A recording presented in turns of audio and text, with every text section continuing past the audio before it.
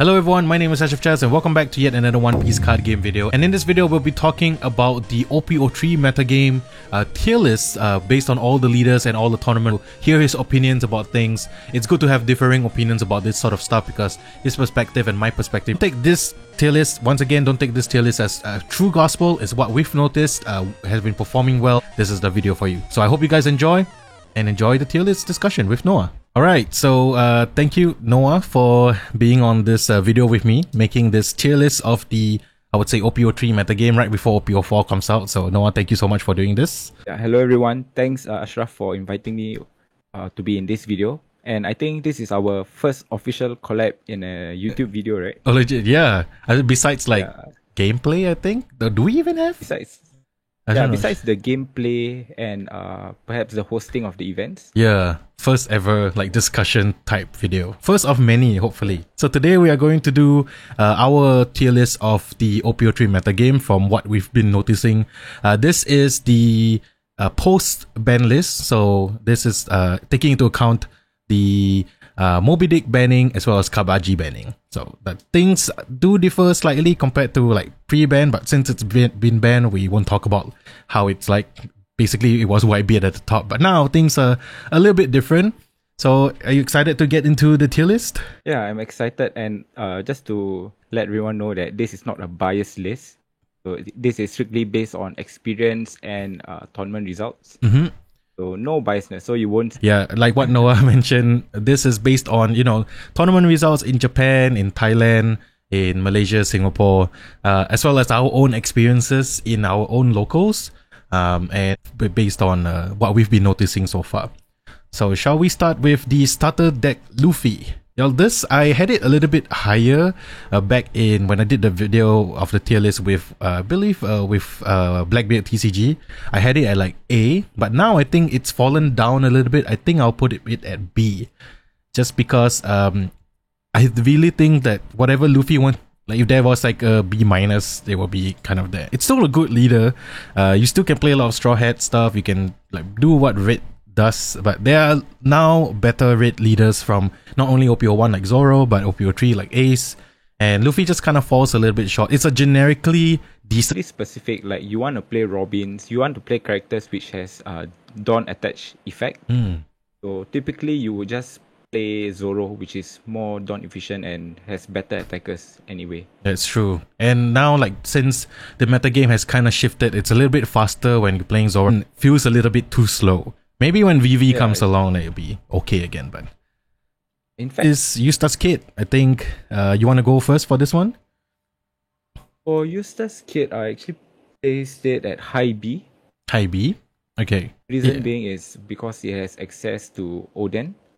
Right. It allows it to attack twice, and even the leader's ability allows it to attack twice. So I guess it's good going again. Maybe it to kind of counter against it. I think we did see a little bit of resurgence of Kid, and there were a couple of really prominent Kid lists that was going around. Being Whitebeard with like, you know, arrest the blockers or anything. But I do agree with your sentiment. And also, recently there's been a lot of Kid players using the film package. Right, so yeah. I think it's really good building board advantage as well as an advantage.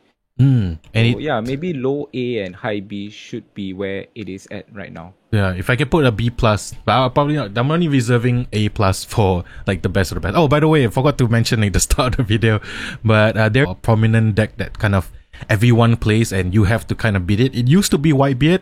Now I think there are multiple decks that take that top tier slot, so that's why I put it A plus, if that makes sense to the people watching this video. And then now we go into one of your de facto leaders, I would say, back in the day. It's Crocodile. So where would you place Crocodile? Okay, although we do see some Crocodile lists winning over in Japan, not much in Singapore. Tier A plus and A leaders, most of them plays big characters, so the Crocodile's ability won't be too useful, won't be effective in bouncing them because you can only bounce 5 costs or lower. And with that, I will put it at some... King, I think I put my Crocodile at C as well. Just not a lot of tournament results. Not some locals, yes, Crocodile has won few here and there. But like for the reasons that you mentioned, it's kind of falling off a little bit because the threats that Crocodile can answer are bigger. So like his ability is not really that prominent, and there are stronger blue leaders with let's say stronger abilities, which we'll talk about later on. And yeah, Crocodile just doesn't hold its weight. I feel like it will get very difficult for it to kind of find its footing now. So I think C is where especially blue doesn't have answer to 8 cost and above, so that makes it really tough to play to remove big threats. Yeah, So, and put it at C. like, and now with the OPO3 metagame being like 9 cost Whitebeard, 10 cost Big Mom, of course the occasionally Odin and Eustace Kid super rares. Yeah, blue needs an as answer. well. Katakuri, there you go. So yeah, blue doesn't really have a lot of good answers for those like threats. All right, what about Kaido? Kaido at C, so I'm gonna put it at like a low B, high C. So I'll just put it at B first. Reason being that now purple decks have kind of changed. It still can hold results. Like purple does have like good answers across the board, and now with the emergence of yellow, makes something like King from OPO1 like have like better targets, I would say. But it's like people have been favoring Magellan a little bit more, and like they are using Kaido with Magellan's sort of like package, but Magellan is the better purple leader, I would say. So I'll put it at B. But what do you think, Noah? For me, I put Kaido at C tier. Right. He plays a lot of big characters. I do agree with your reasoning but its defense is not that good. I think going up against Zoro, it does really poorly. Oh, that's fine at C, because from what I remember, there weren't any great showings of Kaido in like recent tournaments, right? Like not a lot of big wins. So yeah, I think you have convinced me. I think it should be at C. Maybe like around Crocodile, slightly lower. It does have the tools to clear, like what Noah mentioned, like the yellow Big Mom stuff. But yeah, it's depending on the 10 costs, big Kaido to kind of sweep the board, and not always that you can get that. It's good against Ivankov as well, because Ivankov's like to spam the board. Blue Green Sanji likes to spam the board, but you have to survive to get there. And yeah, I think C is a decent spot for Kaido. Not saying that it's bad, still a good leader, just it's falling off a little bit. Alright, Sakazuki. I think this is the first leader I'll put at D straight. Okay, I think we can both agree on that, but I put it at the top at D. I put it at D, at the higher end of D. Okay. Only reason being there's better black leaders. Yes. Its ability is by paying 3 dons and then discarding a card, you KO a cost 0. I believe Kobe does that as well. Right, yeah. Oh yeah, so like you have a character that does it like does the ability, and it's a body on the board. So it's you can attack with it next turn. That's true. The thing is with I know like for people watching this who are in the English release side of things, Sakazuki actually has been making more of an impact in the Western metagame than over here in like the Japanese released, because people have been making him work. So like that's the great thing about this tier list, is like we can give a perspective of how it's like over here for the Japanese card game players, but you can always switch things up. Like if I was making this on the perspective like OPO2 English, I'll probably put it at like a B or C, just based on tournament results. But for this, I'll put it at D.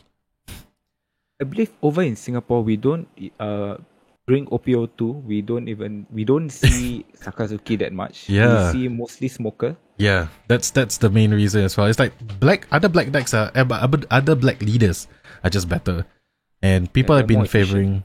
Yeah, and people have been favoring Lucci even more highly now, and Smoker as well to a certain extent. So so he's at D, and I'm supposed to add yellow starter deck Big Mom here, but because I forgot to add the image, I will put it in post. So where would you rank the yellow starter deck Big Mom? Yellow starter deck Big Mom is a solid A tier. Only reason being it's flexible, meaning when you're at 3 dawns, you can start arranging your life. So you can start putting all the triggers that you have in your hand into your life. And then on top of that, you also have Big Mom, 10 cost Big Mom, which is a really strong card. Yeah, so I put it at high A.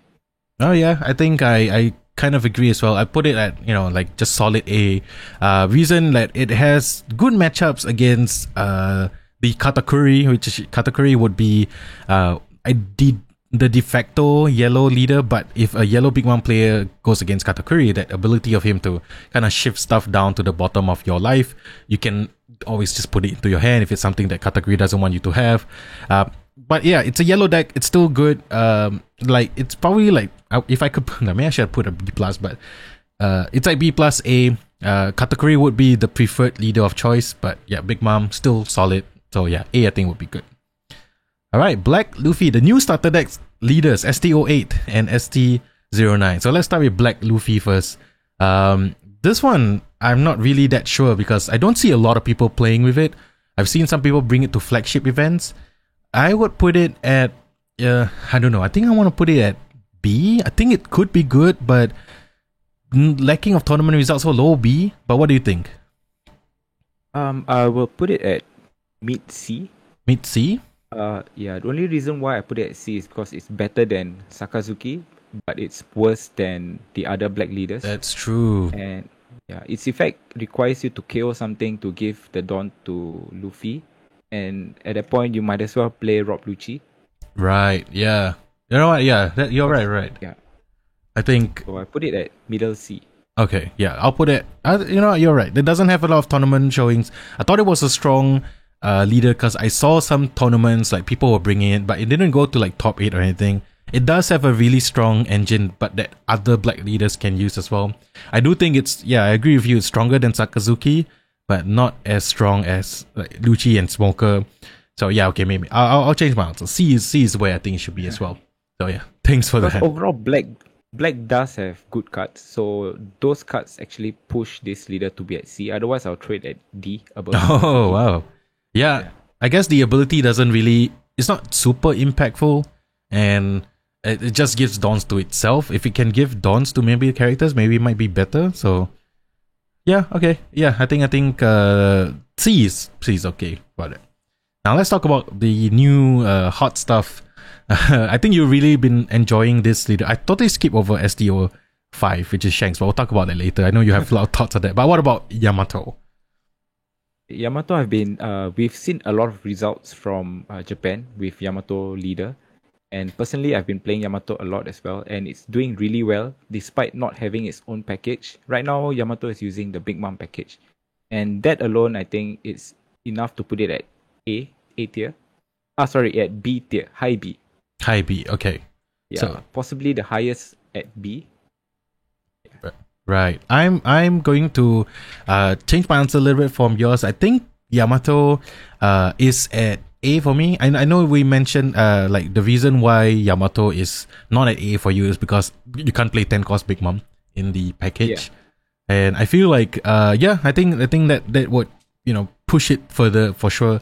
I really think that the defensive ability of Yamato being like a 6,000 powered leader, essentially a Whitebeard, really throws your opponent off a little bit, and people can play around it for sure. But from my experience, because I've been playing Yamato quite a bit as well, and I really do think that it's strong, I would put it a little bit higher just because it's doing slightly different things than Katakuri, but it gets the job done. And like multiple 7-cost Big Moms from the starter deck like in a row makes it very difficult for your opponent to kind of like, oh, what do I do? Do I give him the life? Do I give the person, do I take my life? I'm not sure. Trash the life. And yeah, I'll put it at A because I really do like this leader. I can't wait to see what the 9 costs super rare Yamato from OPO4 would bring to this yellow deck or yellow decks in general. So really excited about that. But yeah, I'll put it at A. I can agree with you that Yamato can be at A, but I think the line between Yamato being at A and B is like really thin. Yes. So it can be at A or it can be at high B. But yeah, for me, I'll put it at high B. Okay. Yeah, I totally agree as well. It's like there's just like a very thin line for this leader. Let's move on to one of your favorite leaders. It's the Film Shanks, STO5. Shanks. What would you put Shanks at? Because I have zero experience playing this, but I value like your ranking, so I'm going to follow you on this one. For Shanks, I'll put it at D. but it will be at below Sakazuki. Oh, okay. I thought you would put it. Yeah. I thought you would put it at least at C or something. But so Unfortunately, film Shanks they like the characters or cut with good effects. right. Maybe possibly if it has like an Onigashima, it might be at C. Hmm. But right now, they are too. They use the Dawn. How do I say this? It's like it's not an efficient way. Yeah, Like the Dawn minus you can't 3. efficiently get your Dawn when using this deck. Your only source of ramping would be from N or the Uta. And a lot of cards doesn't have counter, so it's a little tough to use the leader's effect to boost your characters. Ah, that's true. Although the film boss is quite strong, which is the Douglas Bullet. Yeah. Yeah. And also like the 8-cost secret rare Uta, I feel like some of the lists that you played have that Uta as well, right? Right now the list that I'm playing doesn't play Uta, just straight up Douglas Bullet. I think Douglas Bullet is really strong going against Whitebeard. Right, okay. It's just that the Shanks leader and the purple film package is really lacking. Yeah, I feel like this leader, if it has more, like I mentioned like in previous tier list videos, like if this leader has a little bit more support, yeah, I think it's gonna be good. But as of now, it's just not that good. So D, yeah, I feel like that's right. Uta promo leader, straight at D, or do you think it deserves a different spot? I don't know if this is a spoiler because Uta and Shanks are father and son, right? So I'll put them side by side. Yeah, they are. I mean, Uta is like Shanks' daughter, so there we go. Yeah. Okay, so that's Uta. Yeah, it's just lackluster in ability. Other leaders do it better. Zoro does it better. It's just a worse Zoro. Yeah, it's just a worse Zoro. That's true. It's like a single target Zoro, more or less. Yeah. All right, now we're getting into the OPO1 leaders. Zoro, yeah. I think this will be the first leader I'll put at A+. I think everyone agrees with you as well. I'll put it at A+, high A. High, very high A. Zoro, once again, proving that it can adapt to any metagame. When Whitebeard was on top, Zoro was like a very natural answer to it because of, what was that card that gives plus 4,000 attack to the leader? Fire Doll, was it? Fire Daruma, Fire Doll, yeah. And that alongside, like Diabli Jambe makes it crazy. You can like multiple fiery doll, pump up Zoros by like 4,000, 8,000, make it unblockable. Boom, Whitebeard gone. And against everything else in the metagame, it's just very, very aggressive, and it deserves the A+ spot. I think it's going to stay there for the foreseeable future because as long as they keep printing two powerful red cards, it's going to be strong as well. I'm a strong advocate for an errata for Zoro. I think Zoro is really too strong. But like what you said, as long as Red keeps getting cut, I think Zoro just keeps getting better. Yeah, it's crazy. And I think the errata that you sort of mentioned is like if Zoro can only affect Straw Hat cards, was that it? Yeah. Might make it more balanced. It fits the law as well. Yeah. Yeah, that's true. I think, Zoro, for the foreseeable future, will be at A+. What about Trafalgar Law? What do you think? Trafalgar Law will be right next to Zoro. Okay. A+. And ability to play down a 5-cost character with 2 dons, I think is really powerful. As well as you have low-cost characters from both red and green, being able to spam your board. I think it's really powerful. Yeah, I think the same as Zoro. I think I'll put it at A+ as well. Like the same as Zoro, the more cards released for Zoro, Law can use them as well. And not only red cards, green cards as well. More searches, more utility, one cost characters, 2 cost characters. And Law really likes that as well. Anything with like a 2k counter with a strong effect. If there was a Kaya-like effect, like, draw 2, discard 2 in either red or green, it goes straight into Law. Because you can play it, return it back to your hand and still have a 2k counter. Yeah, Law is just really good. A+, it's where I think it should be either A+ or high A. It really depends on the skill of the player. There were, shout out to my homeboy Sato, who is a player in Singapore who won like 2 flagships, I believe, with Red Green Law. So congrats to him. And yeah, it's been putting up a lot of tournament results as well. Multiples in Japan, over here in Singapore, and I think in the Thailand tournament that you shared, he was kind of one of the top decks as well, right? Yeah, I feel law really depends on the player because a small mistake can just affect you, can just cost you the game. So it really needs a skillful player or someone really familiar with law to pilot the game, pilot the deck to top levels. No, that's true. That's true. I think like the moment you mismanage your Dawn with law, then it can really throw the entire game off. And you gotta sequence things. So law players, you just gotta practice, and I think it'll be fine. All right. Law A+, Red Green Luffy. This is an interesting one. I would put it at B. I feel strongly that it's at B. Just because it has the film package, but it doesn't necessarily need to use it. It has like a just solid access to red and green, like both in law. It's strong, and there were some red green Luffy lists that actually topped flagships over here. I think there was one that won the flagship in Singapore and Toys Terminal. I saw in Japan, not really winning, but I think some lists were shared. Not sure about the Thailand side of things or the Malaysia side of things, but I think it's at B, or like a low B, because I do think it's better than like Crocodile.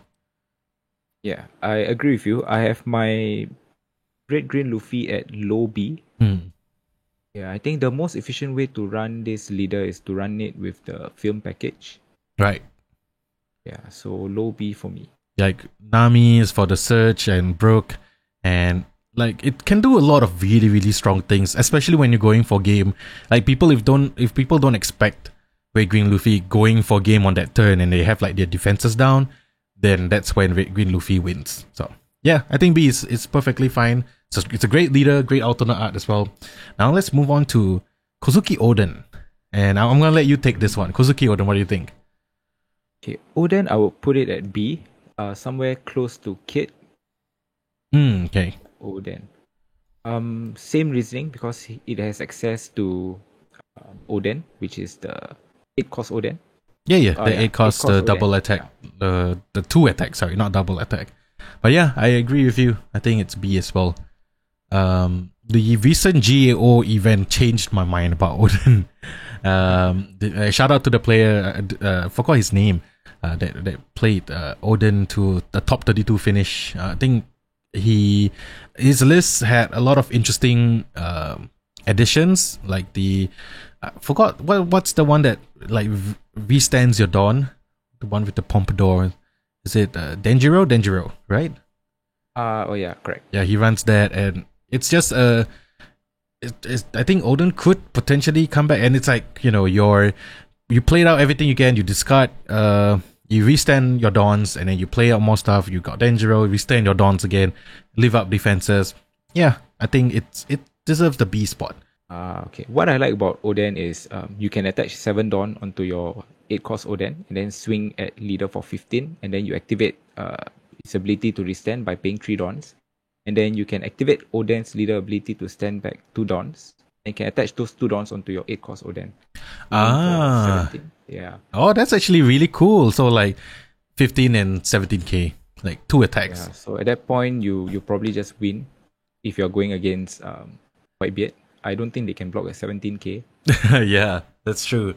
And I mean, like if they don't have like their Marco the Phoenix to block, but yeah, I think that's a really cool play. I have not tried it myself. Now that you mentioned that, maybe I should give Oden a try. Really interesting. All right, your favorite leader, one of your favorite leaders in blue. Take it away for Doflamingo.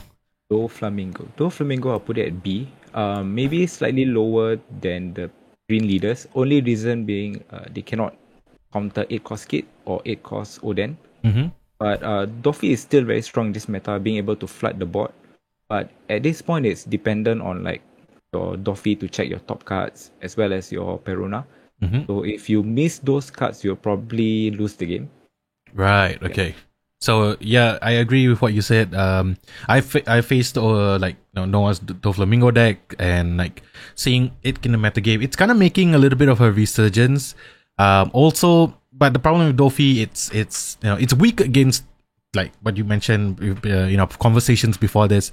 It's weak against 10-cost Big Moms. And one maybe you cannot win can against Big Mom. yeah, like if you have two Big Moms out, then and that Big Mom is one of the problems in the not problems, one of the threats I would say in the metagame. It's a perfectly fine card. Maybe they need to cap it at maybe 2 or 3 copies, but that's a conversation for another day. But yeah, Doflamingo at B, I think it should be okay. All right, now the this is I think where our opinions differ a little bit. Blue, purple, Kaido, and I'm gonna lump it together. Blue, purple, Crocodile as well. I will put them at low C. Probably Crocodile higher than Kaido. So Okay, Crocodile goes to C, and Kaido goes to C. right. And for me, I think you all know what I feel about these leaders. I'll put them straight at B still, but don't get mad at me yet, people watching this on YouTube. I do think that once OPO4 rolls around, once you get a little bit more support for the Baroque works, actually in just blue for Kaido for the upcoming Animal Kingdom stuff, and purple for the Baroque work stuff, because we got that new super rare Crocodile that comes out and you can use it with Perona, which is like freaking insane. Yeah, they would go higher. But for now, in OPO3, just because no tournament results, lack of people playing these two decks, dropping them down to D. Yeah, go on. My reason for putting them at C is just because they have 4 life. And going up against Zoro is really tough when they can just rush you and then you lose half your life within turn 3 or 4. That's true. Yeah. And both decks play really defensively, so it's tough for you to push for game. Right. Especially Crocodile. Yeah, but I do see potential in both leaders moving forward because of their colors. Yeah, definitely. And OPO4 will reward these two leaders for sure. I think they're just going to bring some new toys for them to play with. And they're going to be good. They're going to be good for sure. All right, where are we on King? I think it's a low D for me. Okay. All right, that's a unanimous decision. So we can just skip and move on to the main man himself, one of the biggest threats of the OPO2 now going into OPO3 metagame. It's Oyaji. It's Whitebeard. So Noah, you have experience playing Whitebeard because you did check out Noah's deck profile on Whitebeard, by the way. This is like post-ban list Whitebeard, so go check it out. Where would you put Whitebeard? Whitebeard is an easy A+. A+. Reason being you have 6,000 attack, and then you have good characters like Marco, and then when you get 10 cost Whitebeard.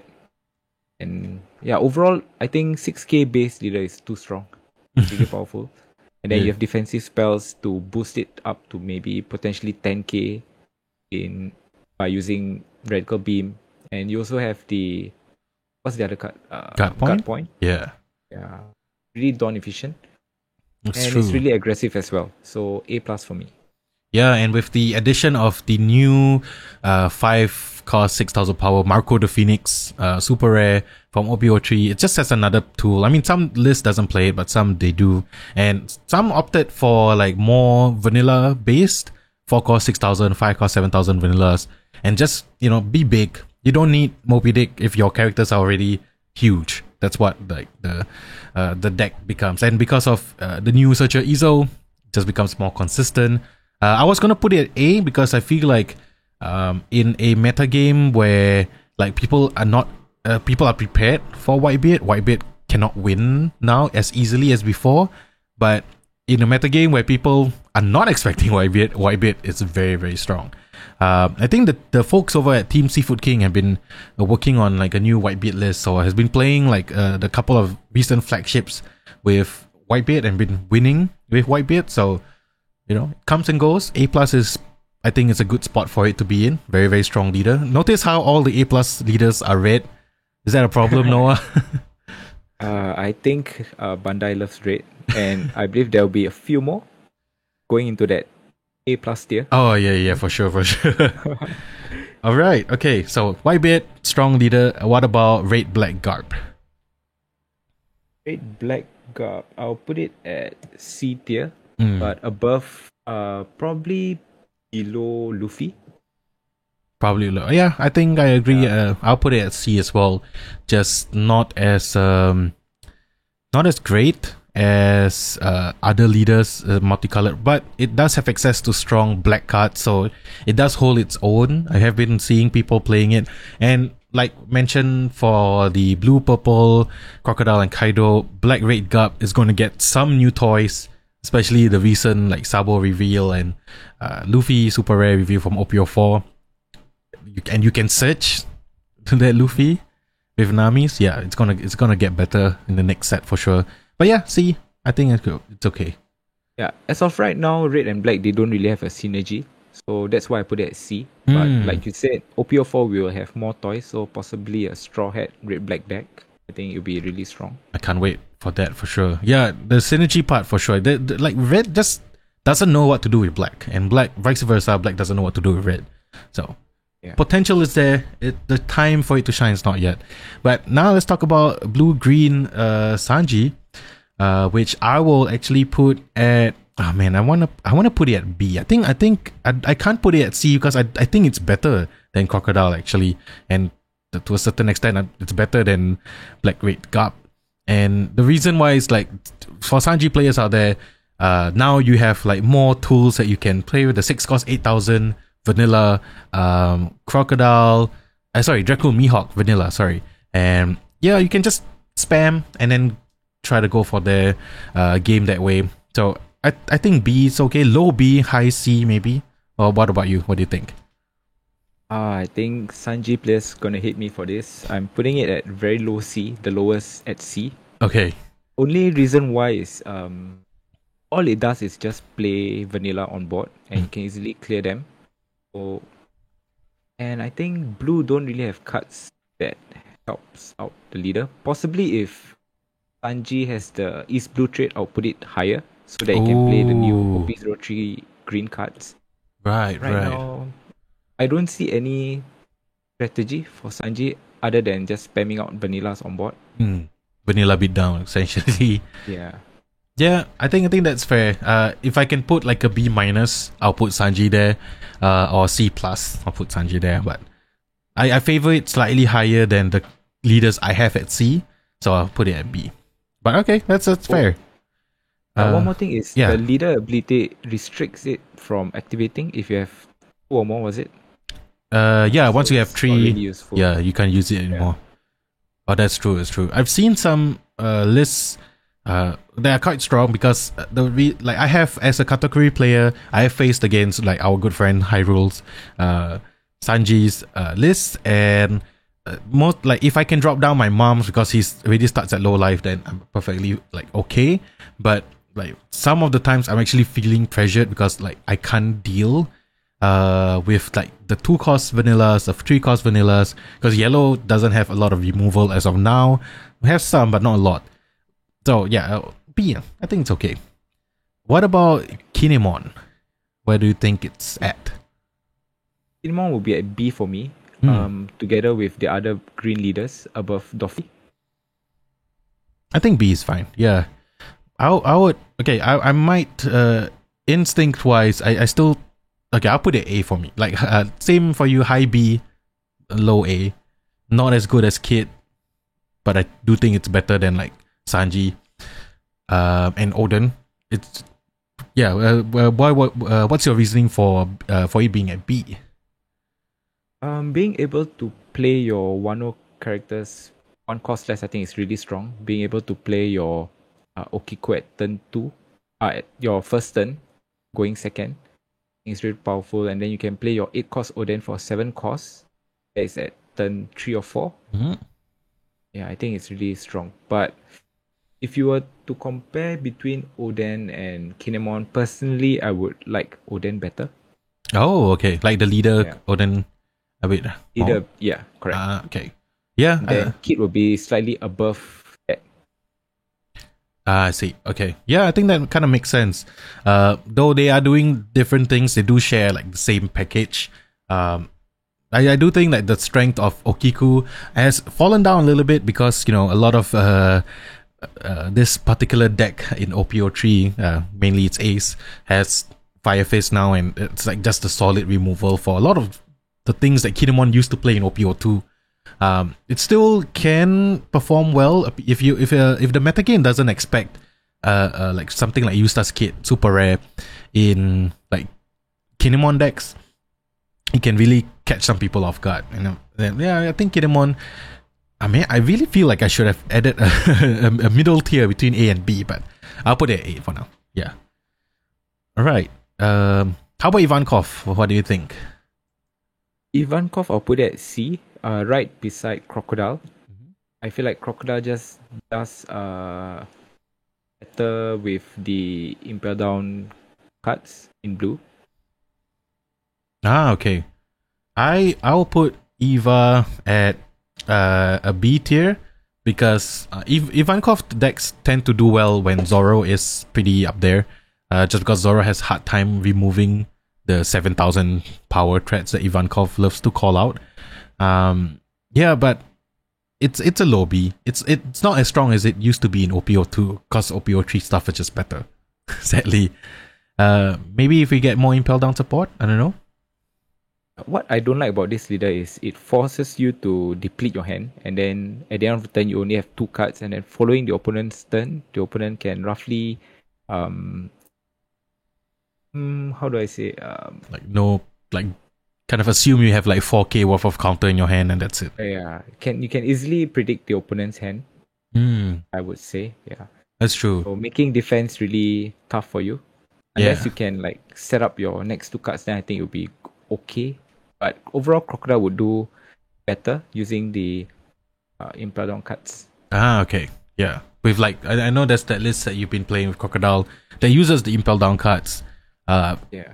I think that's fair. I think that's a fair comparison for like these two leaders because they're kind of not really close in the ability, but like the package that they use, right? Yep. All right, Magellan. Now Magellan, I would put it at surprisingly, I'll put it at A. It's just been making it's like a low A, but I don't want to put it in the same tier as the decks I have in B because Magellan does one thing really well, and it's really mess with your curve. And as a yellow player, I really dislike that because I want to play Big Mom on my 10 Dawn turn, but Magellan, the super rare Magellan in Magellan, makes it very difficult. Maybe it's just a super rare Magellan that I have a problem with, but I still think it deserves a slightly higher spot. Not as popular based on tournament results. I think I can easily drop it down to B, but because of the hatred for that super rare Magellan, I put it at low A. Yeah, what do you think? I'm placing it at high B, just below Yamato. But I think similar to Yamato, it can go to A or be at high B depending on the player. And yeah, I think it's a better Kaido. It can hit Whitebeard for 6k after it uses its effect. And like you mentioned, the 5-cost Magellan is really strong if you play it on curve. Especially if you play it back to back, it really ruins the opponent's play. Yeah. So high B for me. That back to back, I have faced against someone who did that to me, and it hurts, man. It really hurts. And yeah, like the point that you mentioned, the fact that he gets an in boost plus 1k to attack into Whitebeard, yeah, I think it's really quite good. All right, Zephyr. Any thoughts on Zephyr? I think purple and black works well together because purple can KO characters based on its costs, and then black does the reduction of costs. So I'll put it at high C. High C. Okay, I'll put it at like a low B. Same reason I don't want it to be in the same tier as the ones I have in C. I think it's good. A good Zephyr player would perform really well in the meta game, but it's you know, I feel like same thing with that because of its 4 life. Maybe it lacks that kind of I would say safety against the monocolored decks, but still a really strong leader overall. Yeah, the reason why I put it at C is because of the 4 life as well. But it is one of the better dual colored leaders. Oh yeah, for sure. I think besides like Law would be number 1 right now. I think this will be like number 3 because I do have something that will rank higher than Zephyr. But which we'll talk about later on. But yeah, okay, let's talk about Smoker. Where do you have Smoker right now in the current meta game? Smoker, I'll put it at low A. Yes, because most of Smoker cards cannot be killed by effect, which is a lot right now, especially with Ace running around.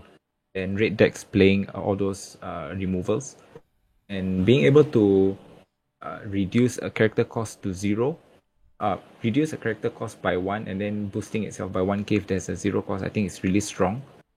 Essentially making it a 7k, and with Zoro running around, this effect should proc more often than not. Mm-hmm. And yeah, I just feel it's a strong leader, strong black leader, so I place it at low A. Yeah, I think I agree. Like, same sentiment. I think it's a low A. I do think Rob Lucci is a better black leader. Even though I wouldn't put it at A plus, I still think it's a A leader. But Smoker does everything that black wants to do. And you're right about the Borsalino's hard to remove, especially with so many ace decks running around now. Yeah, I agree. Low A, A minus, B plus. Yeah. And you also have that 5-cost Smoker. Oh, if there's a that's 0 true. cost character against double attack, which really puts the pressure against Zoro decks. That's true. And Law. Oh, for sure. And it's hard to remove. It's strong, and you're just like racing against the clock if they have multiple of that 5 cost 7,000 double attacking Smoker super rare from the starter deck, right? Yeah, it's good. It's good. All right, now we can talk about the OPO3 leaders after about 40 minutes. Down to the last 8. Yeah. Thank you again, Noah, for doing this tier list with me. Let's talk about, I would say, the next boogeyman of the format after Whitebeard's, after the father retired, right? So the son have to take over. It's Ace, and I think it's at high. It's A plus. It's at It's high A plus. Yeah. Shout out to Noel from Seafood King, who won 3 or 4 different flagships with Ace. Like every weekend he had 2 flagships, and he won both of them with Ace, and then the next weekend he did again. Crazy, man. Yeah, Ace is just very strong. Lots of good removal, access to Whitebeard cards. You have the Rush Ace, the 7-cost Ace that you can use to finish the game. Solid ability to give you extra power when you're pushing for game, or you can play it defensively. Right now, I don't really see people use it as counter, more on final attack. Yeah, mostly I believe they are using it for its name because it's a Whitebeard pirate, so you have access to the fire Flame Emperor, and then your 7-cost Ace. Yeah, but overall, lots of removal, and then you have sticky characters like the Marco. Oh, yes. 5-cost and 4-cost Marco. So it's a really good deck. With Izo, it makes the deck really efficient, as well as Striker and Buggy as well. Mm-hmm. A lot of good searches, and Buggy itself turn into attackers, just putting 2 dons on Buggy, you can swing in for 5. And Striker, searching for events when you can. For those who are in the English release right now, Marco the Phoenix is a very sticky card, and it's annoying to deal with, so either find an answer for Marco the Phoenix or play Marco the Phoenix. That's what I'm going to say. But yeah, A+, I think it's going to be there for a while, just because the Whitebeard cards are strong. Excited to see how it changes in OPO4, but yeah, I think it deserves the A+ slot for sure. Yeah. Now let's go to Captain Kuro. Interesting leader for sure. Kuro. Yeah, I think it's at B. I don't think it's as good as the other A leaders, but people have been running it here and there in locals because of the potential, attacking twice. But what do you think? Where would you place Kuro? Personally, I've played Kuro a few times. I think it's lacking in low cost characters. If it has more 1 or 2 cost character, I would rank it higher. But right now, I'll put it at C tier, just below Kaido. The potential to restand 3 times in a turn is really strong, but right now it just lacks the proper support. Yeah, I'll put it at C. You know what? Yeah, I think I agree. The lack of the you kind of sold me on that. The lack of the low cost stuff and dedicated, yes, there's Nami, but it's not a 1-cost searcher. And you want to play East Blue stuff. It has the potential to be better than it is. Django, surprisingly, is actually a really annoying card because you attack with Kuro, Django, attack with Kuro again, and you can potentially turn it into 3 different attacks. I think with the lack of support, I'm gonna drop it down to C. I think that's a fair comparison. because of the next leader, which I kind of have a soft spot for this one. It's green, yellow Arlong. And I'm going to put it at a low B. You know, I do think it's better than the leaders I have at C. But it's only good because of the yellow cards. I think you're right. The thing that pushes this Arlong is because of the yellow trigger cards. Like you have your Smoothie, you have your Sparrow, and even Cracker. But for me, I'll put it at C. It has a strong effect similar to Toffee, but the fact that you're using a card from your hand, I think it doesn't really gain you advantage. That's true. That's true. I'll put it at C. Yeah, it is. Sorry. Sorry. Yeah, go on. I put it above Crocodile and Kaido. Okay. Yeah. I was gonna say I do think that Doffy is with this kind of effect, Doffy is the better leader because it takes from the top of the deck. And yeah, I feel like, you know, this Arlong could have potential to be better as more cards with trigger get revealed. But yeah, its main strength is the yellow cards in the deck, and at that point you would be, you know, you would favor other yellow leaders over Arlong. But I have a soft spot for it. I do think it's a strong enough leader to kind of hold its own. But yeah, the fact that it starts at 4 life, it's kind of troubling. All right, now we go into, I would say, your de facto leader for, you know, the start of OPO3. Talk to me about Nami, man. What do you think? I've never played Nami. I've only played against Nami, so I'm gonna go with your rating on this. Okay, so for Nami, if it's on the first week of release, I will put it at A+. Oh, right now I will put it at lower C tier. Wow. Yeah. Drop it so low. The reason being, I think everyone knows how to play. If you are going up against someone who's not prepared against Nami, then you could win. But if you're going up against a skillful player, I think everyone knows how to get through Nami. So you just swing every turn using 9k and they cannot block, or they won't have enough cards to use. So against a skillful player, it'll be a terrible deck. Against a newer player or someone who doesn't play against Nami often, it can be a good deck, but typically it lost its surprise factor maybe 2-3 months after release. So I put it at C tier, low C. Yeah, I think I agree. People have been like, even myself, like when I'm playing against Nami, like I've been attacking with like 9k, make them use like a plus 4k counter event card plus an additional one to just deplete their resources from their hand. Also, like Nami is kind of high roll a little bit. It's kind of like, you know, you're playing solitaire, you're kind of gachaing. If you happen to hit 2 of like something like Pilaf in your life and like draw 2, so essentially you're drawing 4 cards off trigger from your life, then yeah, Nami kind of hard to beat in that state because like that's just 4 cards right there. But if you don't, you are unlucky and you don't have good cards in your hand, it's like straight, you're just dead. you can't win.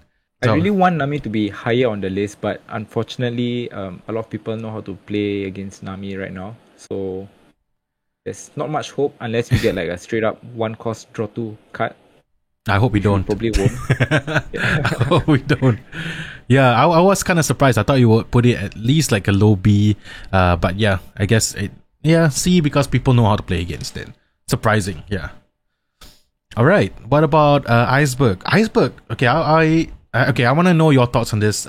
Yes, people have been playing Iceberg in locals, but for tournaments, like zero. I've never seen a Iceberg list win anything, and I'll put it at D, man, for now.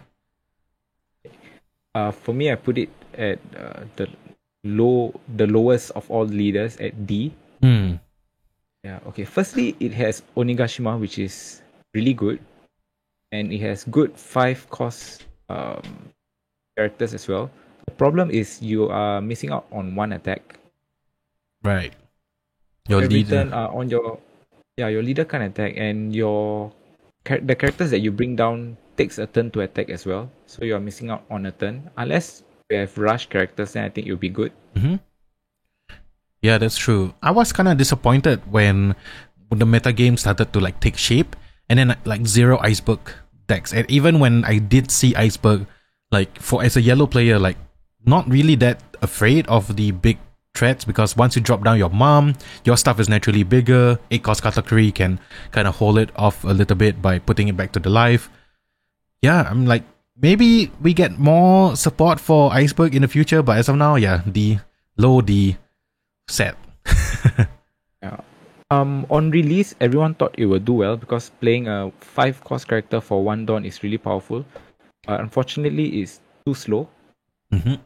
So yeah, I put it at the lowest ranking leader. Yeah, of like 30 plus leaders. I think it's just I'll put King as like the number like 33 by the way. But yeah, Iceberg, it's just too slow. Yeah, I agree with you. All right, what do you think about my man Rob Lucci? Rob Lucci is a strong A for me, above Smoker. Yeah, I think I agree. Strong engine, strong package, being able to attack twice. I think in the hands of a very good player such as Alfred from Team Seafood King, which we did have the privilege of watching during the GAO event in Singapore, it can like change its build to beat Whitebeard in its prime. And that's really, really strong. The problem with Rob Lucci and Smoker decks in general is that it's weak to yellow. Yeah, it can't. Like, you can win, you can still win, but it's very weak against like multiple big moms, and that just shows like the strength of yellow cards overall. But yeah, I think A is where it can be and it should be. So shall we jump into the last 2 leaders? Black Yellow Big Mom.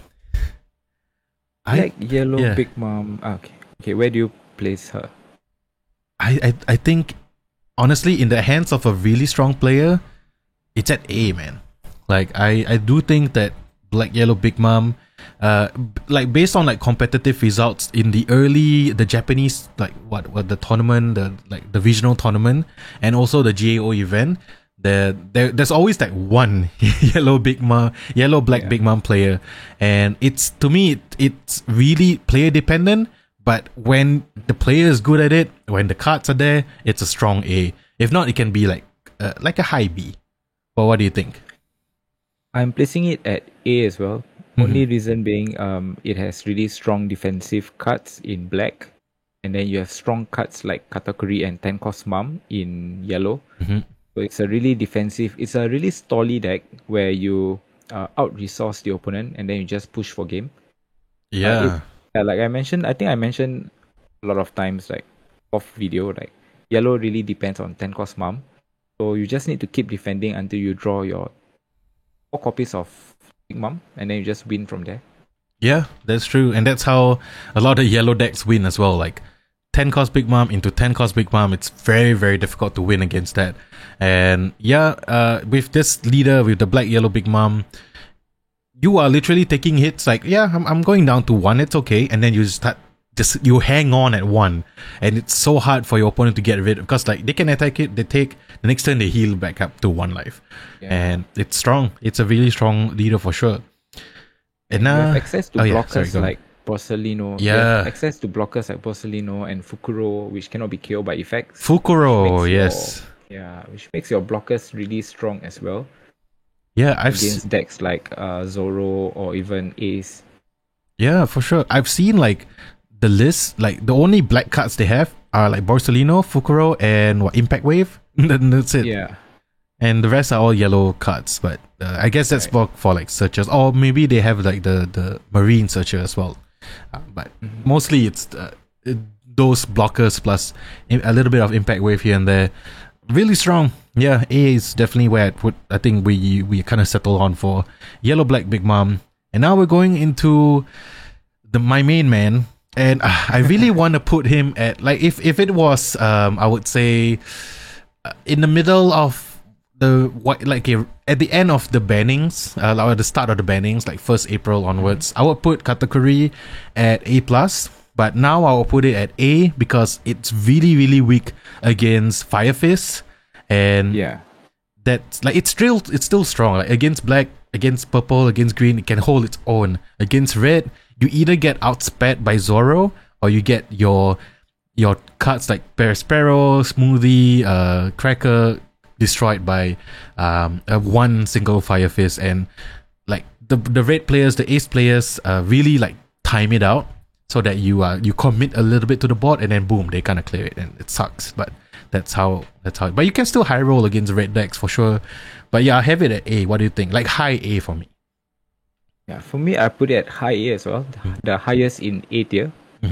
Reason being, it has a really strong ability to check either player's life, preventing triggers or push your own triggers up. And having access to 10 cost mum is really strong. If you notice, all the A tier leaders has access to 10 cost mum. That's true. And I feel the only way you're losing as Katakuri is either you didn't draw into your 10 mum, or you're being outsped, or you break. So with that, I put it at high A, the highest A tier. Yeah, I think I agree as well. Like out of all the leaders I have in A, I think Katakuri is to me my strongest pick. Because of Ace, because of red decks that can check Katakuri, that's why it's not at A+, even though I would love for it to be there. It's still a strong leader. It's still one of my favorite leaders to play. 10 cost Big Mom is great. Attacking for 7k every turn is great. And but it just got checked by Fireface. Even Flame Emperor, because it's a clean answer to your 8 cost Katakuri. And like now, people they have been waiting, and I think some have been playing that. Is it a Crossfire minus 4,000 to a character? Yes. Yeah, so they use that. KO Big Mom with that. Exactly. Yeah, they KO. If they can even KO 10 cost Big Mom, but they can reduce that 7 cost 9,000 Big Mom to 5,000 power, and then they Fire Fist that alongside with something else. It's not so annoying. But yeah, that is, Vate's counter to Katakuri, and hence why it's at high A for sure. But yeah, there you go. That's the list. I'm gonna put back the the starter deck Big Mom in post right here. But yeah, our lists are kind of similar. Like our A+ decks are the same. The rest slightly differ here and there in opinion. But so, what do you think about this meta game? Healthy, not healthy? Is red too oppressive? I think we can see a trend right here where all the A+ leaders are like red, and then in A tier we have all the yellow decks as well as the blacks, and then everything else is at B and below. I think we need to have more purple and blue representation, so better cards for them. That's true. Stop pushing red. Yeah, Bandai, I mean, I love red too, but even I have to agree that it's got a lot of really powerful and efficient cards right now. So, give a little bit something to blue. Blue needs it. Purple, maybe. Who knows? OPO4 things are going to change for sure. For example, right off the bat, I think Doflamingo, Odin from OPO1 didn't used to be at B for me. It used to be like at C or even D. But now, because people are making it work with new cards, it's back up to B. So things will change. This list, by the way, this list is, even though we are trying to make it so that it's based off tournament results, based on what we've seen in the metagame, in our own locals, it is also, we are also interjecting our own opinion. So don't take this as like gospel. Don't take it as the pure list. I'm sure other people have different opinions, but this is just our opinion on the list. And let us know what you think as well in the comment section below. And Noah, thank you so much for doing this tier list with me. I really appreciate it, brother. It's been a long video, and thanks for having me here in this video. Thank you for agreeing to record this with me. Any last words before I let you go for this one? At the end of the day, the list here is based on opinion. Just play with whatever leaders you like, or whatever leaders that you will have fun with. Like, even personally for me, I'm still playing Shanks, but I don't bring it to locals, of course. Just have fun with the leaders that you like. Yeah, our list ranking doesn't matter. That's true. Yeah, I've been playing a lot of Arlong in my own time, and I really, really like Arlong, even though it's not like the best leader out there. So yeah, that's why we kind of keep to our own word as well. I would love to. I mean, I do play Zoro here and there as well, but play what you love. So I think you will play fine. And okay, we'll just do so I'll cut this part. So thank you, Noah, once again for being on the channel. And wait, I don't know how to end. I'll just say. Okay, yeah. So thank you, Noah, again for doing this tier list with me. We'll post both the images of our tier list maybe on Twitter or something if you want to quickly reference it after this video is up. But thank you so much for watching all the way through, and we'll see you guys in the next. Maybe we'll do another one for OPO4. What do you think? Yeah, I think OPO4 leaders are really interesting. So I'm looking forward to make a tier list for them. Yeah. So yeah, look out for that. And we'll see you guys in the next one. Thank you so much to YT Noah channel for being on this episode with me. Go and check his channel out if you want to see gameplay videos, deck techs about specific decks that I don't cover. I don't play blue as much. He does. Go and check him out. Go and follow him. And thank you so much once again for recording and taking an hour out of your time to just talk shop with me regarding the OPO3 metagame. If you want to see more of this in the future, I would love to have him on or other creators on to talk about the tier list. And yeah, let me know what you think. I'll see you guys in the next one. Peace.